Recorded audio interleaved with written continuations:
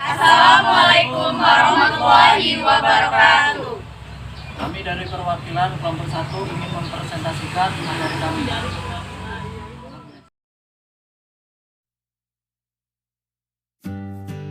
Latar belakang analisis kewajiban. Kewajiban sering disebut juga hutang. Dalam pengertian sederhana dapat diartikan sebagai kewajiban keuangan yang harus dibayar oleh pemerintah atau perusahaan untuk membiayai berbagai macam kebutuhan yang diperlukan oleh pemerintah, misalnya untuk membangun sarana dan prasarana publik, dan lain-lain.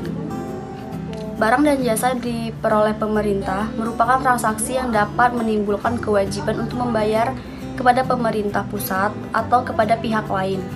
Untuk menentukan suatu transaksi sebagai hutang atau bukan, sangat tergantung pada kemampuan untuk menafsirkan transaksi atau kejadian yang menimbulkannya.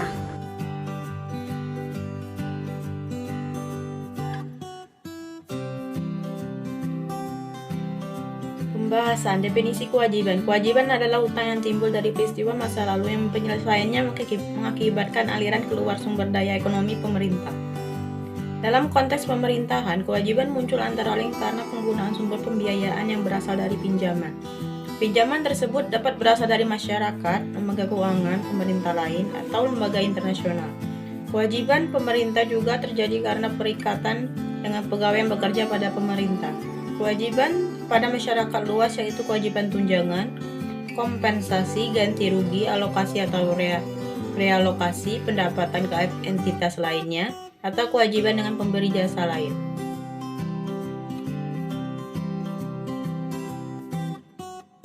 Baiklah, saya akan menjelaskan mengenai klasifikasi kewajiban.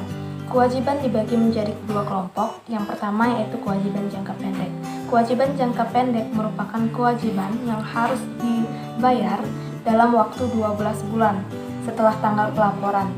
Beberapa jenis kewajiban jangka pendek seperti utang transfer pemerintah atau utang kepada pegawai merupakan suatu bagian yang akan menyerap aset lancar dalam tahun periode berikutnya. Yang kedua yaitu kewajiban jangka panjang. Kewajiban jangka panjang merupakan kewajiban yang jatuh tempo lebih dari 12 bulan. Jika pada akhir periode pemerintah mempunyai kewajiban jangka panjang, maka pemerintah harus melakukan reklasifikasi kewajiban tersebut ke kewajiban jangka panjang dan juga jangka pendek.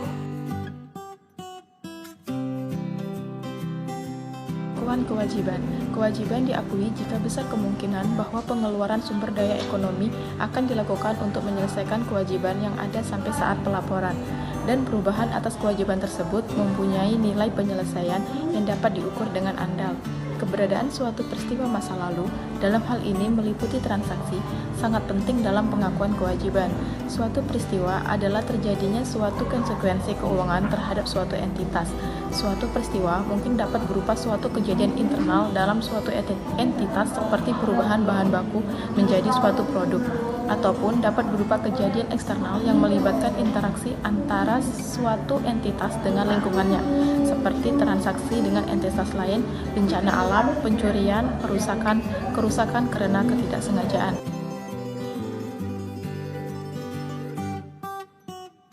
Baiklah, di sini saya akan menjelaskan mengenai pengukuran kewajiban. Kewajiban dicatat sebesar nilai nominal.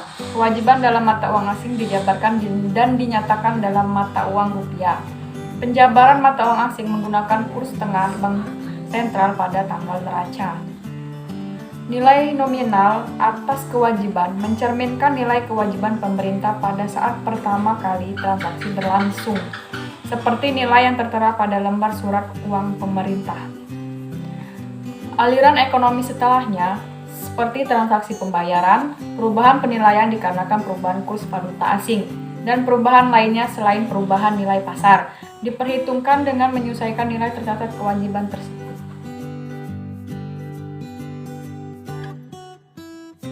Penyajian dan pengungkapan kewajiban. Utang pemerintah harus diungkapkan secara rinci dalam bentuk daftar schedule utang.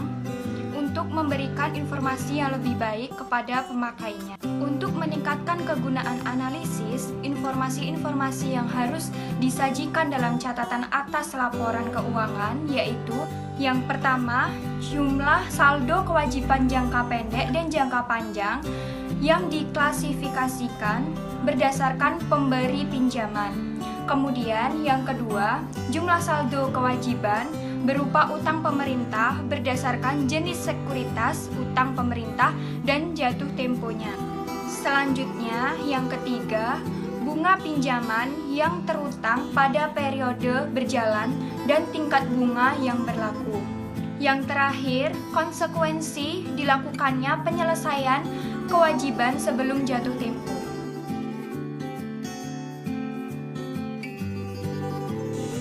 Klasifikasi ekuitas dana. Klasifikasi dan pengungkapan ekuitas dana menjadi sangat beragam, bergantung pada basis akuntansi yang digunakan. Pencatatan yang dilakukan dalam suatu entitas yang menggunakan basis kas didasarkan pada penerimaan dan pengeluaran kas. Oleh karena itu, fokus yang pengukurannya kas, maka yang akan muncul dalam neraca hanya dua item, yaitu kas dan ekuitas dana. Ekuitas dalam neraca yang disusun dengan basis kas pasti menggambarkan nilai kas yang dimiliki. Dengan demikian, penyajian ekuitas dana menjadi tidak penting untuk dilakukan. Sebaliknya, pada entitas yang menggunakan basis akrual dalam akuntansinya, ekuitas dana menunjukkan nilai aset bersih atau nilai sumber daya yang tersedia bagi entitas yang terkait. Dan ekuitas dana mempresentasikannya tidak hanya sumber daya yang bersifat jangka pendek, tapi juga jangka panjang. Oleh karena itu, penyajian ekuitas dana bagi entitas yang menggunakan basis akrual menjadi relevan dan penting untuk dilakukan.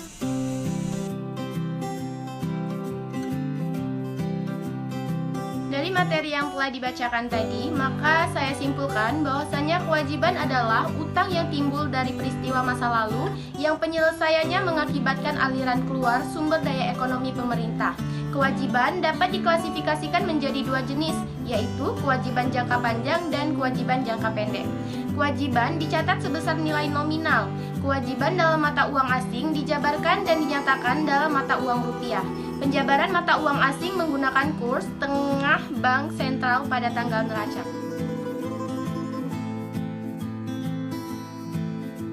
Dengan dibuatnya makalah ini, penulis maupun mahasiswa semoga dapat memahami apa yang disampaikan dan juga bisa berguna untuk kedepannya.